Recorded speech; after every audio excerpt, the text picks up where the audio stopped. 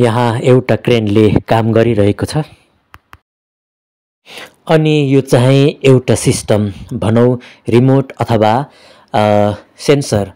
यो सेन्सर मार्फत टेक्निसियन आफू भुइँमा बसेर यति गरौँ अनि यति धेरै माथिसम्म यो क्रेनलाई फोल्ड अनफोल्ड गर्दै गरौँ वस्तुहरू माथि लाने र माथिबाट तल भुइँमा सजिलै गरी झार्ने गरिरहेको छ। यहाँ देख्न सक्नुहुनेछ एकजना कर्मचारी चाहिँ माथि छतमाथि बसेर केही काम गरिरहेको छ भने टेक्निसियन आफू भुइँमै बसेर यो सिस्टम मार्फत यो सेन्सर मार्फत केही सामानहरू माथि लाने र तल झार्ने काम सजिलै गरिरहेको छ।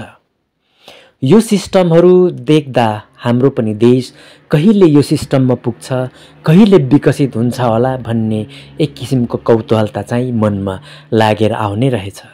मैले यही टेक्निसियनको अनुमति लिएर यो भिडियो तपाईहरू सामु लाई पुर्याउने एउटा प्रयास गरिरहेको छु।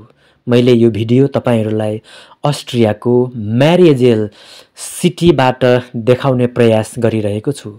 यहाँ देख्न सक्नुहुनेछ यो एउटा चर्चित चर्च, यो चाहिँ विश्वको चर्चित 10 नम्बरभित्र पर्ने चर्च रहेछ अथवा विश्व सम्पदामा यो रजिस्टर भएको एउटा चर्च रहेछ। यो भिडियो यहाँसम्म हेरेर साथ सहयोग दिनुभयो तपाईहरुलाई धेरै धेरै धन्यवाद। फेरि अर्को भिडियोमा भेटौँला। चालिसक्नु भएको छ।